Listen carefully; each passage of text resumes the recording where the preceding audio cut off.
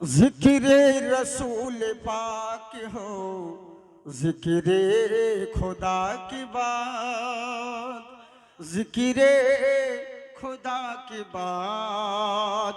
मोहब्बत के साथ बोलिए सुभान अल्लाह।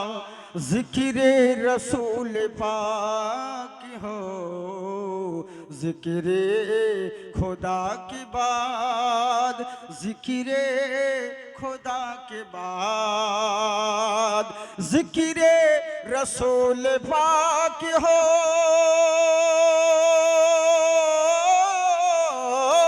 जिक्रे रसूल पाक हो, जिक्रे खुदा की बात हो, बात अंबिया के मेरे मुस्तफ़ा की बात, मेरे मुस्तफा के बाद। আমার আল্লাহ রাব্বুল আলামিন বলে, বান্দা শোনো, নীল আকাশের নিচে জমিনের বুকে তোমাদের বসবাস রয়েছে। নানান রকম সৃষ্টি আর নানান রকম মাযহাব আছে। আমার আল্লাহ পাক বলে, বান্দা শোনো, দুনিয়ার বুকে মৌলবি হোক আর মৌলানা, মুয়াজ্জিন হোক আর মুতাল্লি, মুক্তাদি হোক আর মুসল্লি, নামাজি হোক আর বেনামাজি, মাতাল হোক আর বেতাল হোক, যত সৃষ্টি রয়েছে প্রত্যেকে সবাই একটা জিনিস পছন্দ করে, আমি কামিয়াব কেমন করে হব, আমি লাভবান কেমন করে হব। কেউ ভেবে নিয়েছে সারা জিন্দেগি বিশাল বড় ইনকাম করে নিলাম, বিশাল বড় বিল্ডিং করে নিলাম, তার মানে আমি কামিয়াব হয়ে গেলাম। কেউ ভাবে ভালো ঘরে মেয়ের সম্বন্ধ হলো মানে আমি কামিয়াব হয়ে গেলাম, ভালো ছেলে আমার চাকরি ছবি পেল তার মানে আমি কামিয়াব হয়ে গেলাম। মোটা টাকা ইনকাম করি, মোটা খাই, মোটা পড়ি, এর মানে আমি কামিয়াব হয়ে গেলাম। কিন্তু কামিয়াব কাকে বলে এগুলো আমরা কেউ জানলাম না। রব্বুল আলামিন ইয়া আকরামাল আকরামিন, মাবুদ তুমি বলো কামিয়াব কাকে বলে। রুতবা, মর্যাদা, ধন সম্পদ এগুলো থাকলে কি কামিয়াব হওয়া যায়? আমার আল্লাহ বলে, বান্দা শোনো, ধন দৌলত, রুতবা, মর্যাদা, সম্মান এর নাম কামিয়াবি নয়। যদি ধন দৌলতের নাম কামিয়াব হতো, ওরকম ধন দৌলত তো আমি ফেরাউনকেও দিয়েছিলাম। যদি রুতবা মর্যাদার এর নাম কামিয়াব হওয়া যায়, ওরকম রুতবা মর্যাদা আমি নমরুদকেও দিয়েছি। তার মানে বোঝা গেল, যেই জিনিস মুমিনের কাছে থাকে আবার যেই জিনিস কাফেরের কাছে থাকে এর নাম কামিয়াবি নয়। তাহলে কামিয়াব কাকে বলে? আমার আল্লাহ পাক বলে, বান্দা শোনো, ফামান তাবিয়া হুদায়া, যারা হেদায়াত পেয়ে গেল তারাই প্রকৃত কামিয়াব হয়ে গেল। বুঝলেন? হেদায়াত যারা পেল তারাই কামিয়াব হলো। আমরা এই মাহফিলে এসেছি হেদায়াতের উদ্দেশ্যে। আল্লাহ পাক যদি আল্লাহর ওলির মাহফিলে এসে আল্লাহ যদি আমাদেরকে একটা কথা যদি আমল করতে পারেন আর ওটাই যদি আমাদের হেদায়াতের জারিয়া হয়ে যায় তাহলে তো যথেষ্ট। কিন্তু সমস্যা হচ্ছে কি, আমরা সবাই চাই যে আমরা হেদায়াত হব, ও চাই ও ভালো হোক, ই চাই এ ভালো হোক, কিন্তু কেউ নিজে নিজে ভালো হয় না। বুঝলে? আমরা মৌলবি বক্তা দেখে মনে হয় বিশাল বড় আল্লাহওয়ালা, স্টেজ থেকে নেমে যাওয়ার পরে মনে হচ্ছে ওর মতন ছেচুন্দার আর কেউ নাই। বুঝলে? এগুলোই তো হচ্ছে, মানে সবাই মানে শুধু ভাষণ দিতে ব্যস্ত, কিন্তু কাজের দিকে কেউ নেই। এটাই তো হচ্ছে আমাদের সমস্যা। বড় আফসোসের বিষয়, দুঃখের বিষয়। স্টেজে খুব ভাষণ দিলাম, সুদ খাওয়া যাবে না, 1 টাকা সুদ খেলে পরে এত গুনাহ অত গুনাহ, খুব বক্তব্য দিলাম। বাবা ওই মৌলবীকে তো 50,000 টাকা দেন, বলে মাদ্রাসার লেগে হুজুর আমার সুদের টাকা আছে, কি করবো? বলে দেন ভাই দেন। বলে কি করবো? বলে বাথরুমে লাগিয়ে দেবো। বুঝলেন? এই তো হচ্ছে ব্যাপার। তার মানে কি, শুধু আমরা বলেই গেলাম, আমল কিছু করলাম না, এরই লেগে জালসাতে কোনো কাজ হয় না। বুঝলেন? জালসা অনেক শুনছি, জালসা অনেক হচ্ছে, কিন্তু কাজের কাজ কিচ্ছু হয় না। বুঝলেন? হেদায়েতের উদ্দেশ্যে আমরা এসেছি। কার মাহফিলে বসে আছি?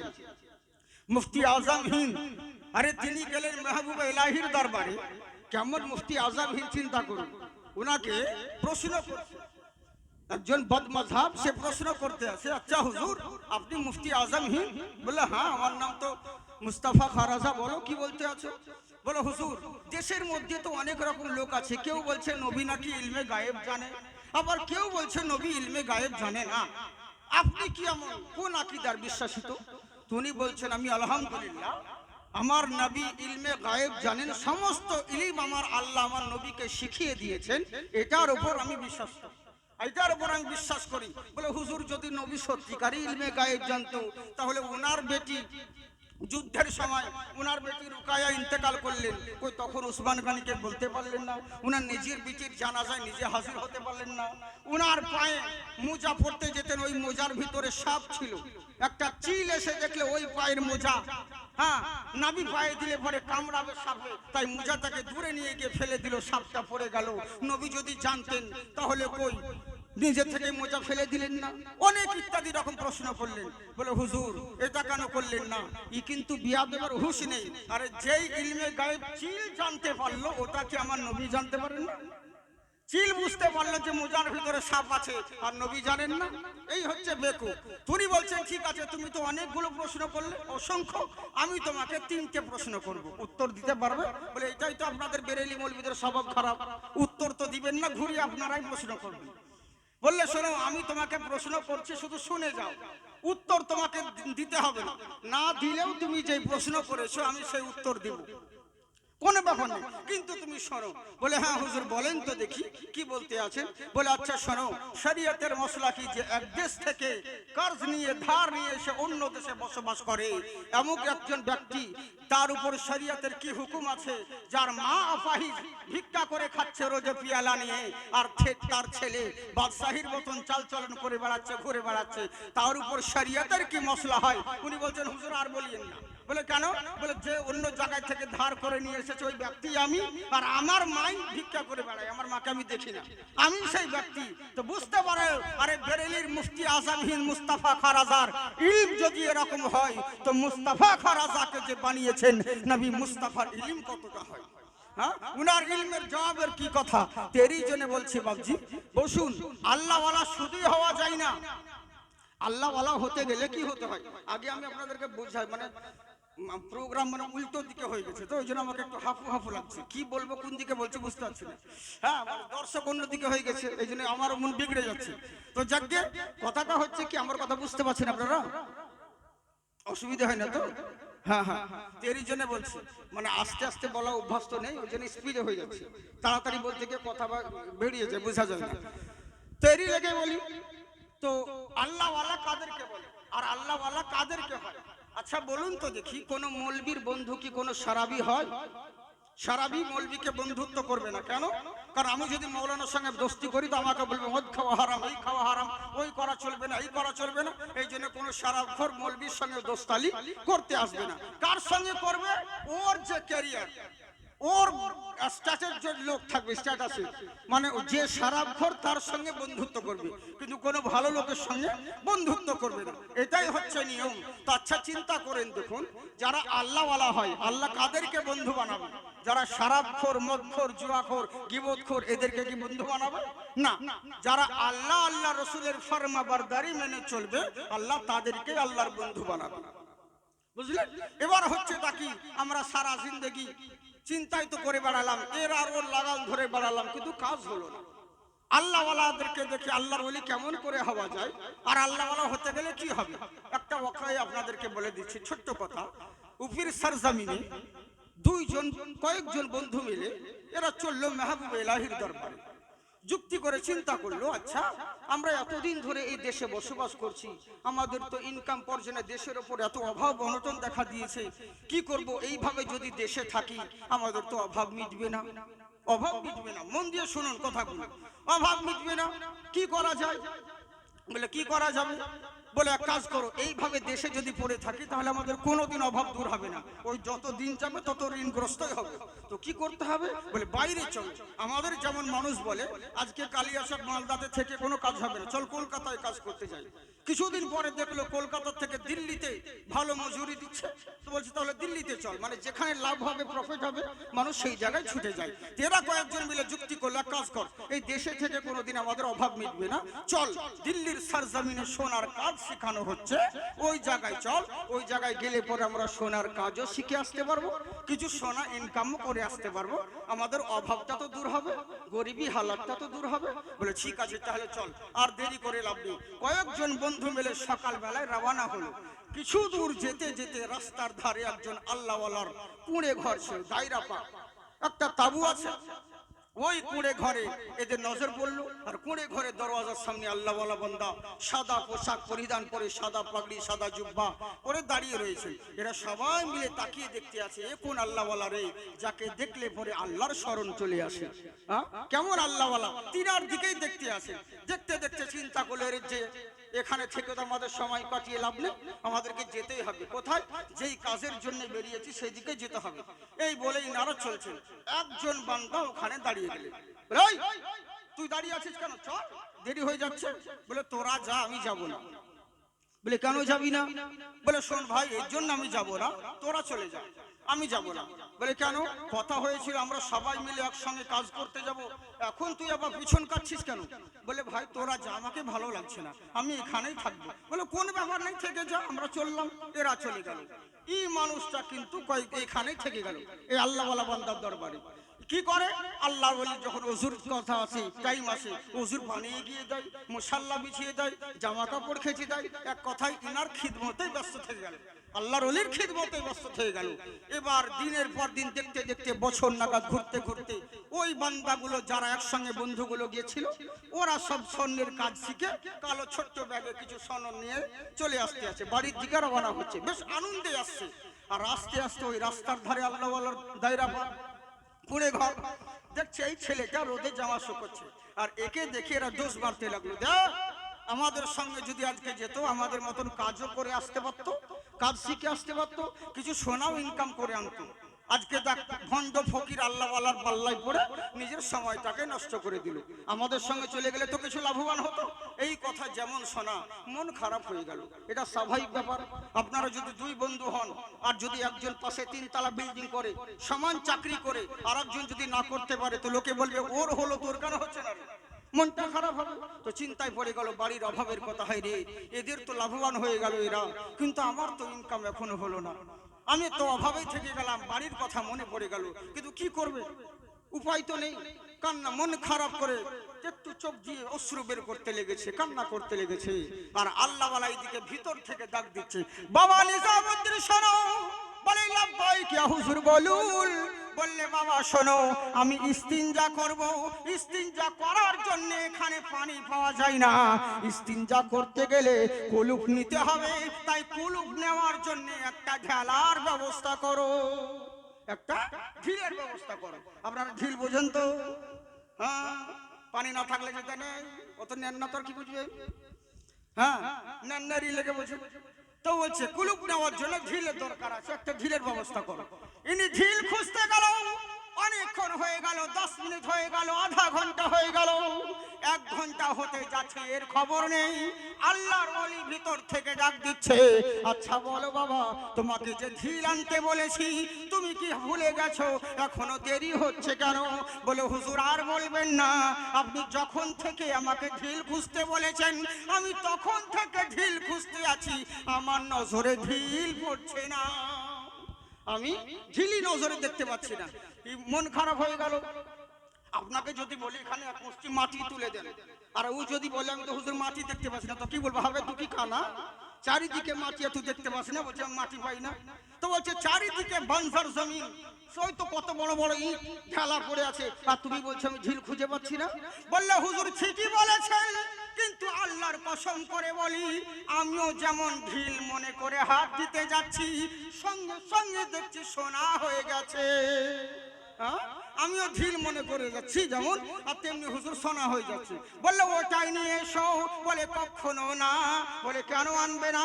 বলে হুজুর আপনার কাছেই শুনেছি শরীয়তের মশলা হলো কুলুপ নিতে গেলে মাটির ঢিল দিয়ে কুলুপ নিতে হবে, সোনা চাঁদি লোহা ইত্যাদি জিনিস দিয়ে কুলুপ নেওয়া যায় না।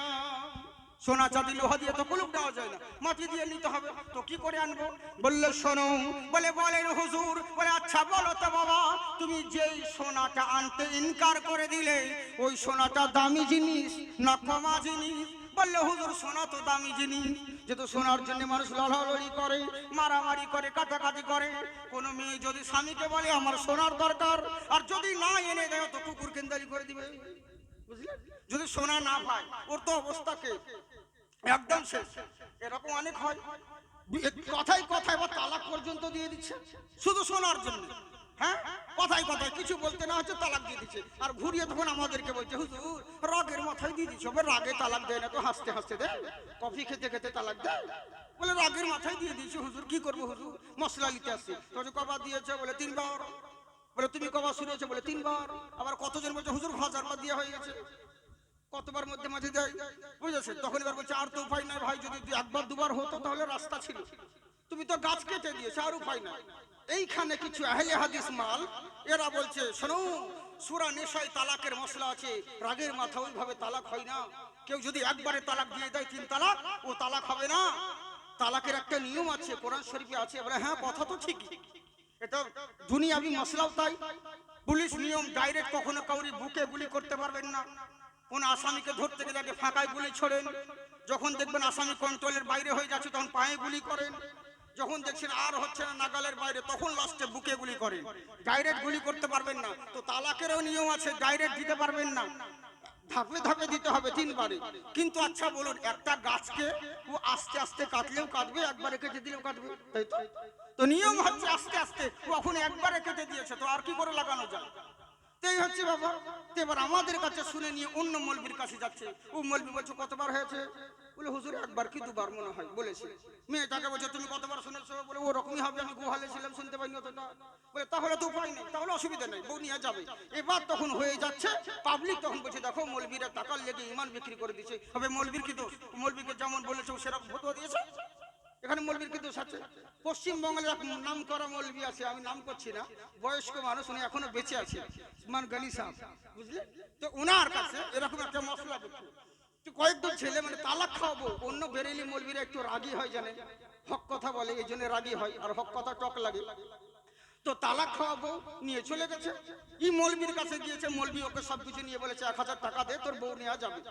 1000 টাকা দিয়ে বলেছে বউ নিয়ে চলে যা। এবার বেরেলি মৌলবীর কানে খবর গেছে, হ্যাঁ, আর তেমনি সঙ্গে সঙ্গে এসে মৌলবীর কাছে একদম কলার ধরে, আপনার এত বড় সাহস, আপনি টাকার লেগে ইমান বিক্রি করে দিচ্ছেন, আমরা আলা হযরতের লোক, হক কথা বলি, হ্যাঁ, আর আপনি টাকা নিয়ে যে তালাক খাওয়াবো আর আপনি পয়সা নিয়ে বলেছেন বউ নেওয়া যাবে। বলে শোনো, তোমাদের মতন অত কাঁচা মাল আমি নই, বয়স হয়ে গেল আমার মৌলবিগিরি করতে করতে। আমি প্রথমেই জিজ্ঞাসা করেছি ওকে, ভাই তুই কলমা জানিস? বলে না জানি না। বলে তুই নামাজ পড়িস? বলে না পড়ি না। বলে ভাই তুই তো মুসলমানই নয়, তো তোর আবার তালাক কিসের? 1000 টাকা দে, বউ নিয়ে ঘর চলে যা। বুঝলেন? তালাক হলো মুসলমানি, তুই তো মুসলিমই নাই, তো তোর আবার তালাক কিসের? তো এরকম হচ্ছে ব্যাপার, বুঝলেন?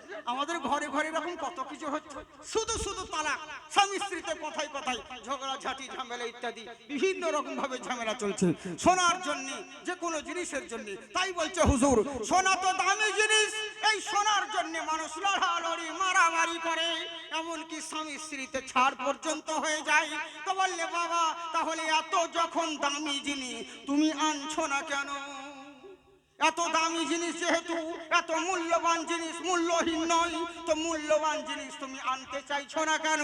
বলে হুজুর এরই জন্য আনছি না, আপনি তো বলেছেন ওই সোনা দিয়ে কুলুপ দেওয়া যায় না। বলে বাবা চিন্তা করো, তুমি কি মন খারাপ করছো? বলেন কেন হুজুর? বললে শোনো শোনো, পীররা হয় রওশন জমির, আল্লাহর দেওয়া শক্তিতে তোমার দিলের খবর বলতে পারে। তুমি একটু আগে মন খারাপ করছিলে এই সোনার জন্যে, যেই সোনা এত দামি জিনিস, যার জন্য মানুষ লড়ালড়ি মারামারি করে, সোনার জন্য কাটাকাটি করে, আর এত দামি সোনা, যেই সোনা পেশাব ফিরার কাজে লাগে না, কুলুপ নিতে গেলে কাজে লাগে না, আর তুমি সেই সোনার জন্য মন খারাপ করছো। প্রকৃত মন যদি লাগাতে হয় মহান আল্লাহর সঙ্গে লাগাও, তুমি যেটাতে হাত দিবে আল্লাহ সোনা বানিয়ে দিবে। বুঝলেন? তাই বলছে সরো দুনিয়াবাসীরা, হে আমার ইমানদারগণ, তোমরা আল্লাহকে ভয় করো, আর আল্লাহর ভয় যা দিলে রাখতে গেলে আল্লাহওয়ালার সঙ্গ লাভ করো। আল্লাহওয়ালার সংস্পর্শ যদি তোমাদের দিলে থাকে, হাজারো শয়তান চেষ্টা করলে পরেও তোমার দিল থেকে ঈমান নষ্ট হবে না। এবার বলুন, বক্তব্য স্টার্ট করব না ছেড়ে দেব? বলবো? হ্যাঁ হ্যাঁ, না আমি জিজ্ঞেস করে করে বলতে হয় তো, জি অনেক সময় হয় আমার উপায় নাই, এখন উঠে গেছি আর তো বক্তা না, এখন যা বলছে চালাও ওই শুনতে হবে, এখন উপায় নাই, এরকম অনেক জায়গায় হয়। বুঝলেন তো? তো ওর জন্য বলছি জিজ্ঞেস করার বেশিক্ষণ বক্তব্য রাখবো না, ওই ধরনের মাল আমরা নয় যে আপনাদেরকে বিরক্ত করব। যত তাড়াতাড়ি হয় তত তাড়াতাড়ি ছেড়ে দিলে মানে আমরা বাঁচি। এমন ওয়াজ করবো, আল্লাহ অনেক কোয়ালিটি দিয়েছে, কখন সকাল হবে বুঝতে পারবে না, কিন্তু অত করবো না, আমার শরীর খারাপ, বুঝলি, দরকার নেই, দেরি লেগে। তো কথা হচ্ছে কি, মন দিয়ে শুনুন, তাহলে হয় বাবজি শোনাবো কি আমার। তো আল্লাহ রাব্বুল ইজ্জত, আমরা আল্লাহ রাব্বুল ইজ্জতের আউলিয়া কিরামের মাহফিলে আমরা এখানে হাজির হয়েছি, উপস্থিত হয়েছি হিদায়াতের উদ্দেশ্যে। আল্লাহ পাক যেন আমাদেরকে হিদায়াত দান করেন, বলেন আল্লাহুম্মা আমিন। একবার মুহাব্বতের সহিত দরুদের নজরানা পড়েন, আল্লাহুম্মা।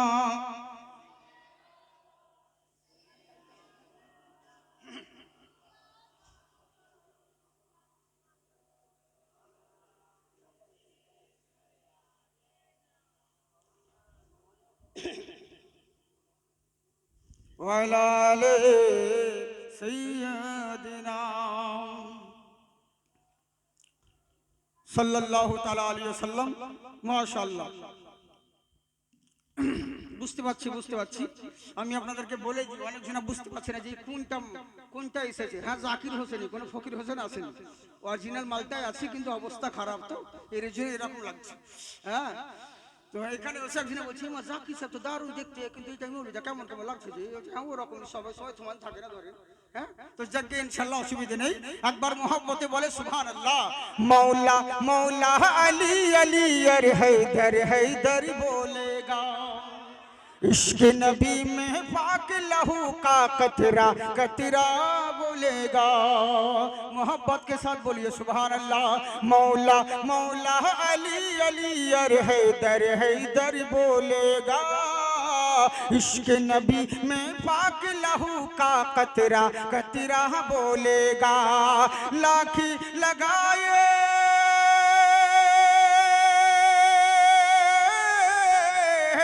लाख लगाए पहरे, देखो पतवों की इन बस्ती में, हिंदुस्तान का बच्चा बच्चा आला हजरत बोलेगा। मोहब्बत के साथ बोलिए सुभान अल्लाह। नजराना मत दीजिए, नजराना देने के लिए उतना नात नहीं पढ़ रहा हूँ, कम से कम सुभान अल्लाह तो बोलिए। जो है गुलाम आला हजरत, इश्क में फखरे अजहर के, इश्क में फखरे अजहर के, इश्क में फखरे अजहर के। जो है गुलाम आला हजरत, इश्क में फखरे अजहर के, इश्क में फखरे अजहर के। जो है गुलाम आला हजरत, जो है गुलाम आला हजरत, इश्क में फखरे अजहर के, इश्क में फखरे अजहर के। बस्ती बस्ती करिया करिया ताजु शरिया बोलेगा, हिंदुस्तान का बच्चा बच्चा आला हजरती बोलेगा। বান্দা শোনো, তোমরা দুনিয়ার বুকে যারা রয়েছে, জেনে রাখো আল্লাহকে ভয় করো।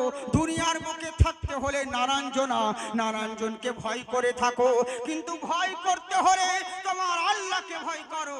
আমরা সবাই আল্লাহকে ভয় করি, কিন্তু আল্লাহ বলে বান্দা শোনো, শুধু মুখে বললে কখনো আল্লাহকে ভয় করা যায় না। মুখে সবাই বলি আল্লাহকে ভয় করি, কিন্তু মুখে বললে হবে না। আমি বলি, যদি আমি আপনাদের সামনে এসেছি পশ্চিমবঙ্গের মুখ্যমন্ত্রী, এরকম মুখে বললে হয় না, এর প্রমাণ থাকা দরকার আছে। মুখে তো সবাই বলো আমি আল্লাহকে ভয় করি, আমি আল্লাহকে মানি, কিন্তু কাজের সময় কিচ্ছু নয়, ওরকম ভয় করলে হবে না। তবে হ্যাঁ, জেনে রাখো আল্লাহকে ভয় করো, আর আল্লাহর ভয়টা দিলের ভিতর রাখতে গেলে আল্লাহওয়ালার সংস্পর্শ লাভ করো। কেমন আল্লাহওয়ালা চিন্তা করো। দুনিয়ার বুকে থাকতে হলে পারে, হ্যাঁ, যারা দুনিয়ার মানে মাইকে লাগছে, হ্যাঁ, এই ফ্যানটা একটু ওইদিকে করো, মানে মাইকে আছে, এইদিকে দাও, তোমরা হবে না, আমাকে দিতে হবে না। তো কথা হচ্ছে কি, আল্লাহ রাব্বুল ইজ্জত আমাদেরকে, আমার কথা মন দিয়ে শুনুন বাবজি। হ্যাঁ, কথা হচ্ছে কি, অল্প সময় বক্তব্য শুনুন, কিন্তু বেশি কথা বলবো না, অল্প শুনুন, কিন্তু কিছু আমল করার চেষ্টা করবেন, বুঝলেন। চিরদিন বাবজি একটা কথাই বললাম, চিরদিন সবার সমান যায় না। ওরে আমরা তো মুসলমান তো আগেও ছিল, কিন্তু তাদের মুসলমান আর আমাদের মুসলমানদের তফাৎ নেই। তারাও মুসলমান, আমরাও মুসলমান, কিন্তু মুসলিমদের মধ্যে বহু তফাৎ রয়েছে, এটা জেনে রাখবেন। শুধু নামকে বসতে মুসলিম হবে না, আমাদের পরিচয় কেমন ছিল, আমাদের পরিচয় কেমন ছিল আর তাহাদের পরিচয় কেমন ছিল। এমন একটা দিন ছিল মুসলমান যেই পথ দিয়ে হেঁটে গিয়েছে সেই দিকে জয়লাভ করেছে, মুসলমান যেই দিকে নজর করেছে সেই দিকে তারা লাভবান হয়েছে। আর আমরা এমন একটা দিন চলে এসেছে যেদিকে মুসলিম যাচ্ছে সেদিকে লাঞ্ছিত আর পদদলিত হচ্ছে। প্রবলেমটা কোন জায়গায়? প্রবলেম হচ্ছে আমাদের মধ্যেই তো গন্ডগোল, আমাদের মধ্যেই তো হাজার রকম ফিরকা, আমাদের মধ্যেই তো হাজার রকম মতবাদ। ভাই ভাই কোনো মিল নেই, ভাই ভাই কোনো মিল নেই, বাপ চাচার মধ্যে কোনো মিল নেই, একে অপরের সঙ্গে ভেদাভেদি দুশ্মনী, যতক্ষণ ততক্ষণ যাকে তাকে যতক্ষণ আছি ততক্ষণ। একজনের সঙ্গে এক মৌলানার সঙ্গে আর এক মৌলানার মিল নেই, এক বক্তার সঙ্গে আর এক বক্তার মিল নেই, মানে কোনো ব্যাপার না। এইটাই হচ্ছে আমাদের। কিন্তু কাজের এরই লেগে দেশের পরিস্থিতি এরকম। মুসলমান আমরা শুধু নামধারী হয়ে গেছি, কিন্তু কাজের কিছু হয়নি। আপনারা জানেন যে আমার ডায়লগ আছে, বহুত পুরাতন ডায়লগ, যে আমরা শুধু নামকে আসতে মুসলমান, চোখে দেখতে পাই না কিন্তু নাম কত ভালো, নজর আলী। ভালো কথা বলি না কিন্তু নাম আদর আলী। যার বাপ কোনোদিন সোনা চোখে দেখেনি তার নাম সোনালী। যার রূপের কোনো বাহার নেই তার নাম রূপালী। যার গায়ের গন্ধে পাশে বসে 1 মিনিট কেউ থাকতে পারে না তার নাম আতর আলী। রাত 10টার পরে কুকুরের ভয়ে বের হয় না, নাম তার বাহাদুর আলী। বুঝলেন? এই হচ্ছে ব্যাপার। গোমাংস খায় আর মধ্যে মাঝে জুম্মা জুম্মা মিস কল মারতে যাই, এটাই তো আমরা মুসলিম ভাই। কিন্তু কেমন মুসলমান চিন্তা করুন। আরে রোম সম্রাট বলল, শোনো, আমার দেশে কোনো মুসলমানকে রাখা যাবে না, আমার দেশে কোনো মুসলমানকে রাখা যাবে না। যারা আছে তাদেরকে গুলি করে শেষ করে দাও, তাড়িয়ে দাও, দেশ থেকে বিদায় করে দাও। এদেরকে বিদায় করে দেওয়া হলো। সব রকম কথা শুনতে পাবেন, মন দিয়ে শুনুন। দেশ থেকে বিদায় করে দাও, এরা চারিদিকে এলান করে দিল যে যার ছিল মুসলিমরা পালিয়ে গেল। কিন্তু রাজার কার্যর দরবারে কর্মচারীরা বলতে আছে, হুজুর আমার দেশে আর কোনো মুসলমান নেই। বললে না, তুমি বললে হবে না, আমার মন বলছে আমার দেশে এখনো মুসলমান আছে, আমার দেশে এখনো মুসলমান আছে। এ রাজারা বলছে মুসলিম নেই, কর্মচারীরা, আর এরা বলছেন আমার দেশে এখনো মুসলমান আছে। বলে হুজুর প্রমাণ কি করে করবেন? মুসলিম যে আছে আপনি কি করে জানবেন? আমরা তো চিরনি তল্লাশি করে খুঁজে বেড়ালাম, একটাও তো মুসলিম নেই। রাজা বলছে আছে। তো বলে কি করবো হুজুর? পরীক্ষা করবো কি করে? বলে পরীক্ষা করতে গেলে একটা যুক্তি তোমাদেরকে বলছি। বলে কিরকম যুক্তি? বলে রাস্তার একটা সাইডে পানির ঘোড়া রেখে দাও, আর এক সাইডে একটা বয়স্ক মহিলাকে রেখে দাও, বয়স্ক মহিলাকে রেখে দাও। আজকে শুধু তেলার চলবে, আপনাদের পরিস্থিতি অনুযায়ী তখন ইনশাআল্লাহ হ্যাঁ আপনাদের সম্মুখে তখন পেশ করা হবে। তো কথা হচ্ছে কি, ই বলছে রাস্তার এক সাইডে মহিলাকে রেখে দাও আর এক সাইডে পানির ঘোড়া রেখে দাও, মাঝখানে ছেড়ে দাও। তখন সিসি ক্যামেরা ছিল না, রাজার গোয়েন্দারা পিলারের নিচে নিচে সাইডে সব লুকিয়ে লুকিয়ে দেখছে। রাস্তা দিয়ে মানুষ যায় আসে, কোনো পাত্তা নেই। অবশেষে একজন যুবক নৌজওয়ান ছেলে, ওই নৌজওয়ান ছেলেটা এসে দেখছে একটা বয়স্ক মহিলা পানির জন্য ছটফট করছে, ত্রাহি ত্রাহি করছে, আর এই সাইডে পানির ঘোড়া। যেমনই দেখা, নৌজওয়ানটা দৌড়িয়ে রাস্তার উপর থেকে পানির ঘোড়া থেকে পানি মগে করে পানি নিয়ে এসে এই রাস্তার এই পারে বুড়ি মহিলার সামনে যেমন পান করাতে যাবে, আর তেমনি রাজার কর্মচারী এসে খপ করে ধরে নিয়েছে। চল। বলে কোথায়? বলে আমাদের দরবারে, সম্রাটের দরবারে চল। বলে কেন ভাই, আমি কি অন্যায় করেছি? বলে তোর নাম কি?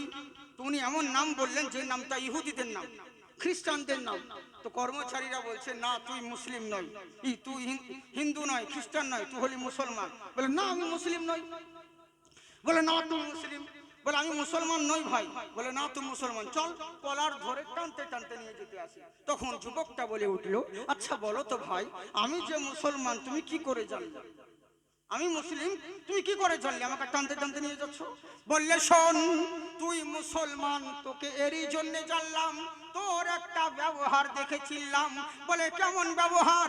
আমি যেই নামটা তোমাদেরকে বলেছি ওই নামটা ইহুদিদের নাম, খ্রিস্টানদের নাম। আমার দেহের মধ্যে মুসলিমের পোশাক আশাক নেই, আমার মুখে নবীর সুন্নাহ দাড়িও নেই, তাহলে আমি যে মুসলমান তুমি আমাকে চিনলে কেমন করে? তখন কর্মচারী বলছে, শোনো, মুসলমানদের লেবাস তোর শরীরে নেই, নবীর সুন্নাহ দাড়ি টুপি তোর কাছে নেই, তুই যে নামটা বলেছি ওটাও তো ইহুদিদের নাম, সব পরিবর্তন করেছিস, একটা জিনিস পরিবর্তন করিস নাই। বলে কি পরিবর্তন বলো? বলে জেনে রাখ, একটা রাস্তার ধারে ক্ষুধার্তকে যে অন্ন দান করতে পারে, একটা পিপাসিতকে যে পানি পান করাতে পারে, সে নবীর দিওয়ানা মুসলমান ছাড়া অন্য কেউ হতে পারে না। কেমন নবীর আখলাক চিন্তা করুন, কেমন মুসলমান চিন্তা করুন। ওরে যেই মুসলমানের মধ্যে নবীর আখলাক রয়েছে, আরে কোন নবীকে মাননেওয়ালা। যখন মক্কা বিজয়ের দিনে নবী মুস্তাফা আমার কাবার চাবি আনতে পাঠালেন হযরতে আলী কারমাল্লাহু ওয়াজহুকে, হযরতে আলী কারমাল্লাহু ওয়াজহু যখন চাবি আনতে গেলেন, কাবার চাবি উসমান বিন তালহার কাছে। যখন আমার নবী বললেন, শোনো ও গো উসমান বিন তালহা, আচ্ছা বলো তো দেখি, একবার কাবার চাবিটা দাও। বলে কি করবে তুমি? বলে আমি কাবার ভিতরে নামাজ আদায় করব। বলে তোমাকে চাবি দেওয়া যাবে না। বলে কেন চাবি দিবে না? বললে তোমাকে চাবি দেওয়া যাবে না, তুমি এক যেখানে বাইরে নামাজ পড়ে নাও। আমার নবী বলছে, শোনো আমি বহু চেষ্টা করি বাইরে নামাজ আদায় করি, কিন্তু কাফের বেঈমানরা সুস্থভাবে নামাজ পড়তে দেয় না। কাফেররা আমার পিঠে উঁটের ভুঁড়ি চাপিয়ে দেয়, কেউ আমার গর্দনে বাচ্চাদেরকে লেলিয়ে দেয়, আমাকে সুস্থভাবে নামাজ আদায় করতে দেয় না। তুমি যদি একটু কাবার চাবিটা দিতে, আমি মন ভরে কাবার ভিতরে আল্লাহর দরবারে 2 রাকাত নামাজ আদায় করতাম। একটু কাবার চাবিটা দাও। তো উসমান বিন তালহা চাবি দিচ্ছে না। বলে যাও, চাবি দিব না। তখন আমার নবী বলে, আচ্ছা বলো তো দেখি, এই কাবা ঘরের মুতাল্লি হচ্ছে আমার দাদা, কাবা ঘরের আব্বা, আমার আব্বা বংশরা দেখভাল করে চলে এলো, আর তুমি, আমি তো সেই বংশেরই ছেলে, কুরাইশ বংশের ছেলে, আমাকে একটু চাবিটা দিলে তোমার কি ক্ষতি হবে? বলে তোমাকে চাবি দেওয়া যাবে না।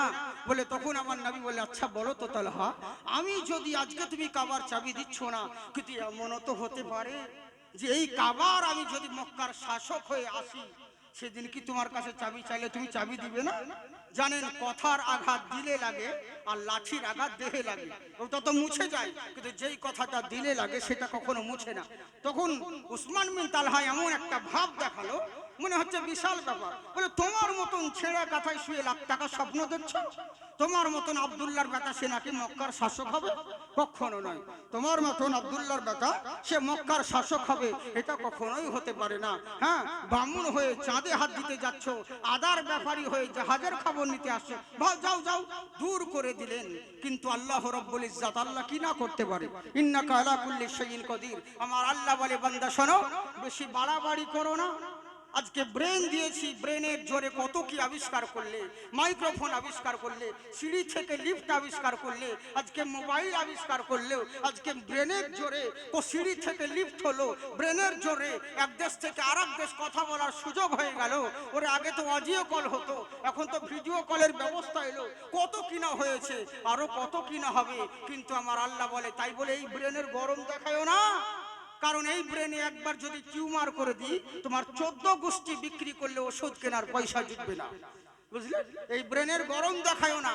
শরীর দিয়েছি, এটা আমার নিয়ামত, যদি এটার শুকরিয়া আদায় করো। এই শরীরের গরম দেখায় না লোককে, মাস্তানি দেখায় না লোকে। কতজন আবার ইয়াং ছেলেরা এক জায়গায় দাঁড়াবার বলো, দেখবে আমার কত বডি দেয়, কেমনি করে, বুঝলেন? হ্যাঁ, তো এরকম মাস্তানি দেখায়, বিশাল বড় মাস্তান, বিশাল বড় পলবান। কিন্তু আল্লাহ বলে, কত বড় মাস্তান হয়েছে আর কত বড় পলবান হয়েছে যে সামান্য মশার ভয়ে মশারির তলে ঢুকছো আর নিজেকে বলছে পলবান মস্তান। ওই শরীরের গরম দেখায়ও না, একবার ডায়রিয়া করে দিলে তোমার 12টা বেজে যাবে। একটা লাঠি দেখতে কিন্তু বাঁশের মতন, চিবাইলে মিষ্টি লাগে, কি বলেন তো? কুশিয়ার, হ্যাঁ হুঁশিয়ার, কুশিয়ার। আল্লাহ বোঝাতে চাইছেন, ওটা থেকে শিক্ষা লাভ করো। একটা লাঠির ভিতর থেকে আমি আল্লাহ যেমন মিষ্টি রস বের করতে পারি, বেশি বাড়াবাড়ি করো না, নইলে রসের পরিবর্তে বিষও বের করতে পারি। ইন্নাকা আলা কুল্লি শাইইন কাদির। সমস্ত ক্ষমতা আমার রয়েছে।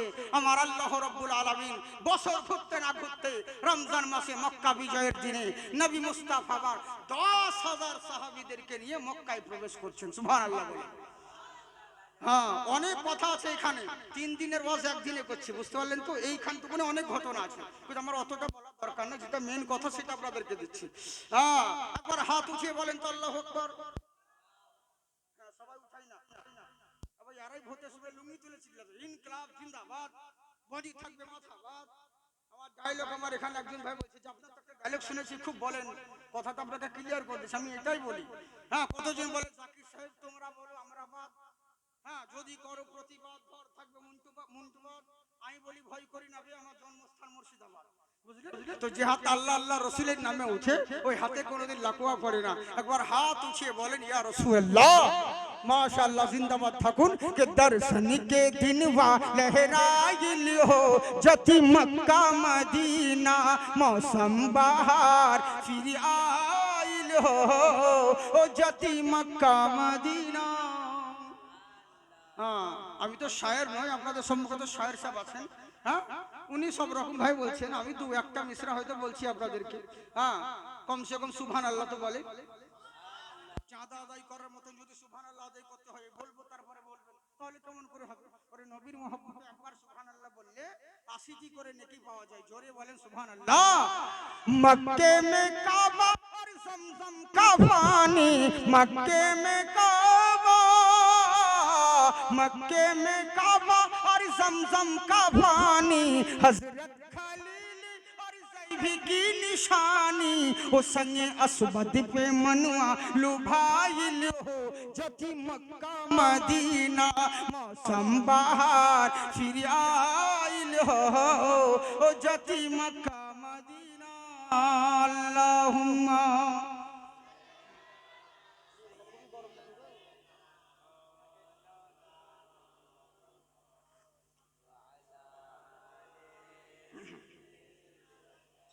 মৌলানা মুহাম্মদ সাল্লাল্লাহু তাআলা আলাইহি ওয়াসাল্লাম। তো যাই হোক বাবজি সোনামুখী আমার, এবার করলো তাকে চিন্তা করুন আমরা কোন নবীর উম্মত। আরে হেদায়েত কাকে বলে, হেদায়েত কোন জায়গায় পাওয়া যায় চিন্তা করুন। আমরা কেমন মুসলমান আর কোন নবীকে মান্যওয়ালা। আহারে, যেমন মক্কা বিজয়ের দিনে এখানে প্রবেশ করলেন, আমার নবী মুস্তাফা বললেন শোনো, রাস্তায় যেতে যেতে রমজান মাস, সাহাবীদেরকে নবী আমার বললেন শোনো, তোমরা আজকের দিনে রোজা ভেঙে দাও, রোজা ভেঙে দাও। সাহাবীরা বললে ওরা এত কষ্ট করে রোজা রেখেছে, রোজা ভেঙে দেবো মানে নাকচ করতে আসে, মানে রোজার প্রতি একটা মহব্বত আছে। আমার নবী মুস্তাফা সাল্লাল্লাহু আলাইহি ওয়াসাল্লাম তাঁবুর ভিতরে ঢুকলেন। হযরত হাফসা রাদিয়াল্লাহু তাআলা আনহা মা আমার বলছেন হুজুর আপনি এত রাগান্বিত কেন, এরকম করছেন কেন? বলে আর বলো না, সবাইকে রোজা ভাঙতে বলছি তো সবাই তো কেমন জানি একটা ভাব দেখাচ্ছে, মনে হচ্ছে রোজার প্রতি শুধু ওরাই মহব্বত করে। আমার মা হাফসা রাদিয়াল্লাহু তাআলা আনহা নবী মুস্তাফাকে বলছেন হুজুর আপনি রাগ করবেন না, আপনি দুঃখ করবেন না। কেন না? কারণ আপনি যদি রাগ করেন মহান আল্লাহ নারাজ হয়ে যাবে। আপনি নারাজ হবেন না সাহাবীদের উপরে, কখন না জানি গজব চলে আসতে পারে। তো এক কাজ করুন। বলে কি? বলে আপনি ওনাদেরকে বলতে হবে কেন, আপনি নিজেই রোজা ভেঙে দেন, দেখবেন কাউকে বলতে হবে না, ওরা অটোমেটিক রোজা ভেঙে দিবে। সুবহানাল্লাহ বলে। হ্যাঁ, সাহাবীরা এমন নবীকে মানতেন। বিবির কথা কঠিন বাবা, আল্লাহ বিবিকে ওই পাওয়ার দিয়েছে, মেয়েদেরকে ওই পাওয়ার দিয়েছে, ওরা ইচ্ছে করলে পরে যে কোনো স্বামীকে জান্নাতি বানাতে পারে, আবার ইচ্ছে করলে পরে জাহান্নামের দিকে ঠেলতে পারে। আর বেশিরভাগই এখন জাহান্নামের দিকেই ঠেলছে, জান্নাতের দিকে করে না। স্বামী যদি দিন রাত নামাজ না পড়ে, কোনো স্ত্রী বলবে না স্বামীকে ওগো চলো নামাজটা পড়ো, নামাজ না পড়লে তোমাকে শুতে দিব না, নামাজ না পড়লে তোমাকে খেতে দিব না, ও কথা বলবে না। কিন্তু অনেক সময় মেয়েরা আমরা এরকম করি, কিন্তু কোন স্ত্রী যদি স্বামীকে নামাজের জন্য তাকিদ দেয়, নামাজের জন্য কোন স্ত্রী যদি স্বামীর সঙ্গে ঝগড়া করে, ওই ঝগড়াতে কোনো পাপ হবে না, বরঞ্চ নেকি হবে। স্ত্রী আর স্বামী দুজন মিলে যদি ইবাদত করে, মহান আল্লাহ রাব্বুল আলামিন বলেন ওই ঘরের ভিতরে আল্লাহর রহমত নাজিল হবে। সুবহানাল্লাহ। কিন্তু আমরা তা তো করি না, স্বামীকে বলবো তো দূরের কথা, শুধু ঝগড়া ঝগড়া। হ্যাঁ, স্ত্রী স্বামীকে কথা বলে না, স্বামী স্ত্রীকে বলে না, কথায় কথা দুদিন অন্তর ঝগড়া হয়ে গেল। বাদশাহ উজিরকে বললো শোন, রাত 10টার সময় হাজিরি দিতে হবে আমার দরবারে, আর যদি না সকাল 8টার সময় হাজিরি দিতে হবে, যদি হাজিরি না দিস তো তোর কপালে কষ্ট আছে, চাকরি চলে যাবে। উজির বললো ঠিক আছে হুজুর, কোনো ব্যাপার নেই, আমি একদম ভোর বেলাতেই চলে আসবো, হাজিরি দিয়ে দিবি। সকাল 8টায় যেহেতু মঞ্জুরি হবে, আমাকে ভোর বেলায় 4টের দিকে হাজিরি দিতে চলে আসতে হবে, আমি চলে আসবো হুজুর। কিন্তু বাড়ি আসার পরে মনে পড়ে গেল রে যা, আমি তো বাদশাকে বললাম যে ভোর 4টার সময় হাজিরি দেবো, কিন্তু আমার তো 3 দিন থেকে বউয়ের সঙ্গে কথাবার্তা নাই। তো কি করছে, বারান্দায় বসে বউয়ের দিকে স্বামী তাকাচ্ছে, স্বামী বউয়ের দিকে তাকাচ্ছে, ও ভাবছে ও আগে কথা বলো, ও ভাবছে ও আগে কথা বলো, কিন্তু কেউ বলে না। ই দেখছে আমি বললে হেরে যাবো বলে তুমি আগে বলেছো। তো স্বামী উজির দেখছে যা হবে হবে, রাত তো হয়ে গেল, চল ঘুমোতে হবে, যদি ভোরবেলা উঠতে হবে। ই একটা কাগজে লিখেছে যে দেখ ভোর 4টের সময় বাদশার দরবারে হাজিরি দিতে হবে, আমাকে ভোরবেলায় উঠিয়ে দিবি, না উঠালে কিন্তু তোর কপালে কষ্ট আছে। এই কাগজে লিখে বউ ঘুমিয়েছিল, বউয়ের বালিশের তলায় ভরে দিয়ে উজির ঘুমিয়ে গেছে নিজের জায়গায়। এবার ঘুম থেকে যখন উঠছে সকাল 8টা বেজে গেছে। এর তো মাথা গরম, এর যাও তোমার চাকরি যাবে, 4টের সময় হাজিরি দেওয়ার কথা, 8টা বেজে গেল। তো কি করবে, যার জন্য চাকরি গেল তাকে ছাড়বে না। মোটা একটা বাঁশ নিয়ে বউয়ের পিঠে দুম করে একবার, আর যেমনই বাড়ি মারা, বউ বলছে মারছো কেন? বলে যেই মার খাবার খেলি, রাত্রে কথা বললে মারটা খেয়ে দিস না। বলে মারছো কেন আগে সেটা বলো। বললে শোনো, কেন মারবো না তোকে, তোর হুঁশ নাই? আজকে বাদশার দরবারে হাজিরি দিতে হবে, ভোর 4টের সময় উঠিয়ে দিতে বলেছি। বলে কখন তুমি আমাকে বললে? বলে তোর বালিশের তলা দেখিসনি, কাগজে যে লিখে দিয়েছি। তো বউ বলছে আমাকে বলার আগে তুমি নিজের বালিশের তলা আগে দেখো। তো ইউজির দেখছে ওর বালিশের তলায় একটা কাগজ ঢুকানো আছে, কাগজে বউ লিখে দিয়েছে 4টে বেজে গেছে, উঠবে তো উঠো, নইলে আমার কোনো দোষ নাই। বুঝলে মানে কেমন মহাব্বত, কেমন ভালোবাসা বাসি, এই তো হচ্ছে আমাদের অবস্থা। বুঝলেন তো মা বোন সোনামুখী, আল্লাহ তোমাদেরকে ওই কোয়ালিটি দিয়েছে, স্বামী স্ত্রীতে ঝগড়া নয়, স্বামী স্ত্রী যদি চোখে চোখে তাকিয়ে মুচকি হাসো, হ্যাঁ ইনশাআল্লাহ 70টা সুন্নাতের নেকি আদায় হবে। কিন্তু তোমরা তা তো করো না, শুধু ঝগড়ার ঝগড়া। একটু কিছু হলে পরে মেয়ে ছেলে এমন খারাপ, কিছু যদি হয় স্বামী 14 গোষ্ঠীকে পর্যন্ত ছাড়ে না গাল দিতে। হ্যাঁ গো, আর যাকে রাস্তায় দেখতে পাবে তাকে তুলে গাল দিতে লাগবে। হ্যাঁ, হয়তো কোনো মৌলবি যদি ওকে চুপাতে গেল, এই চুপে কেন মামুন, রাস্তার ধারে মসজিদে তোমরা ঝামেলা করছো, তখন বাস মৌলবি তোর এই হয়, মৌলবি তোর ওই হয়, এবার মৌলবিকে তুলে গাল দিতে লাগবে। বুঝলেন, এই তো হচ্ছে আমাদের সমাজের পরিস্থিতি। হ্যাঁ যাকে এখনো সময় আছে সোনামুখী আমার, কদিনকার দুনিয়া বলুন, আজ আছেন কালকে নেই, চিরদিনের সমান নয়। তাই ভাবছি সময় থাকতে হেদায়াত হয়ে যান, সময় থাকতে বাড়ির মধ্যে নিজেদের মধ্যে ঝামেলা ঝঞ্ঝট না করে মোহাব্বত পয়দা করুন। আপনারা যদি না শিখেন তো আপনাদের পেটের ছেলেরা কি করে শিখবে? আপনারা শিখছেন না, আপনারা কিছু জানেন না বলেই তো আপনাদের এই অবস্থা, বলেই তো আজকে আপনাদের এই অবস্থা। আজকাল মুসলমান মা বোন মসজিদ তো আছে, কিন্তু মেয়েদেরকে জিজ্ঞাসা করুন, মুসলমান এত জলসা শুনে একটা মেয়ে বলতে পারবে না সহজে যে 1 জানুয়ারি হ্যাপি নিউ ইয়ার সব করো। তুমি মুসলমান, তোমার নতুন বছর কবে, তোমার হ্যাপি নিউ ইয়ার কবে, বলতে পারবে না। আচ্ছা বলো তো তোমার মসজিদের যুবক ভাই, তোমার মসজিদের কটা জানালা কটা দরজা, সহজে সবাই বলতে পারবে না। তুমি যে জুম্মার নামাজ পড়তে যাও কি নিয়ত, সহজে বলতে পারবে না। বুঝলেন, কিছুই জানে না আমাদের অনেক মানুষ। আর আমাদের কিছু কিছু মুসলিম মা বোন ভেবেছে কিছু কোরআন শরীফ কিছু দোয়া শিখে নিল, কাজ হয়ে গেল। আমাদের ছেলেও যেমন স্ত্রীও তেমন, এরই লেগেই তো দেশের পরিস্থিতি এরকম হয়েছে। এখনো সময় আছে, সুধরে যান, নইলে সবই বেকার হবে। তো বুঝলেন, মেয়েদেরকে আল্লাহ ওই কোয়ালিটি দিয়েছে। এবার করলো কি, যেমন আমার মা হাফসা নবী মুস্তাফাকে বললেন, সঙ্গে সঙ্গে নবী একদম জালালি থেকে জামালি মেজাজে চলে এলেন, নম্র মেজাজে, কাউকে কিছু না বলে নিজে একটা খুরমা খেজুর নিয়ে পানি পান করে রোজা যেমনই করলেন, আর সঙ্গে সঙ্গে করলো তা কি, হ্যাঁ যেমনই সাহাবীরা দেখেছেন, হাই হাই আমরা কি করলাম রে, আজ মনে হয় আল্লাহ আমাদের উপর নারাজ হয়ে যাবে। তাড়াতাড়ি যার যা তাবুতে যা ছিল সব খেয়ে রোজাকে মানে বুঝলেন রোজা সবাই ভেঙে দিল। এবার করলো কি, এতে বুঝতে পারলেন ইসলামের জন্য রোজা রাখা যেমন জায়েজ আছে তেমনি ভাঙাও জায়েজ আছে। সুবহানাল্লাহ বলে। বুঝলেন, এবার করলো কি, নবী মুস্তাফা সাল্লাল্লাহু আলাইহি ওয়াসাল্লাম সাহাবা বর্গদেরকে নিয়ে মক্কায় প্রবেশ করলেন। সমস্ত কাবা ঘরে চত্রে যখন হাজির হলেন, মক্কাবাসী যারা রয়েছে কাফের বেঈমানরা, এদের মনে ত্রাহি ত্রাহি করতে লাগলো, আজকে আমাদের রেহাই নেই, আজ আমাদের শেষ নেই, আজকে হয়তো আমরা কতল হয়ে যাব, আমাদের বিবিরা হয়তো বেওয়া হয়ে যাবে। অনেক বিবিরা ভাবে আজকে আমাদেরকে বিধবা হতে হবে, আজকে আমাদের স্বামীরা কতল হয়ে যাবে, সবকে শেষ করে দিবে, ধুলিসাৎ করে দিবে। কেন দিবে? কারণ কিছুদিন আগে ওই মুসলমানদেরকে কত অত্যাচার করেছি, নবী মুস্তাফার পিঠের উপরে উটের ভুঁড়ি চাপিয়ে দিয়েছি, কত জুলুম নির্যাতন আমরা করেছি। তাহলে আজকে যখন ওরা জয়ী হয়েছে, আজকে বদলা তো নিতেই হবে।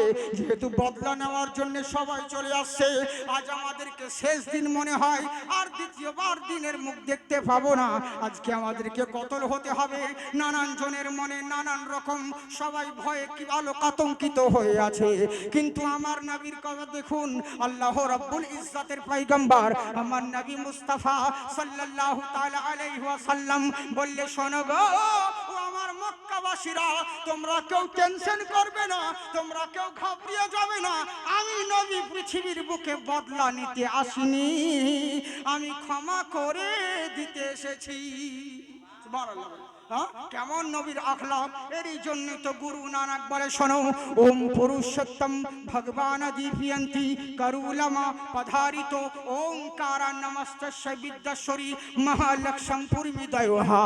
দুনিয়ার বুকে বহু মহান ঋষিকে দেখেছো, বহু মহামানবকে দেখেছো, বহু পৃথিবীর বুকে মানবকে দেখেছো, বহু সৃষ্টিকে দেখেছো, কিন্তু এমন একজন মহামানব, এমন একজন মহান সৃষ্টি রয়েছে যার সঙ্গে কারো তুলনা হয় না।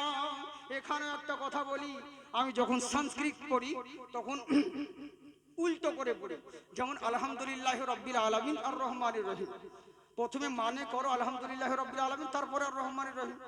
কিন্তু আমি করি কি, আর রহমানির রহিম মানে আগে করি, তারপর আলহামদুলিল্লাহ বলি সংস্কৃতে। কেন বলেন তো? কারণ আজকাল নকল বহুত উঠেছে, আজকাল বক্তার অভাব নেই, শুধু আলিমের অভাব। বুঝলেন?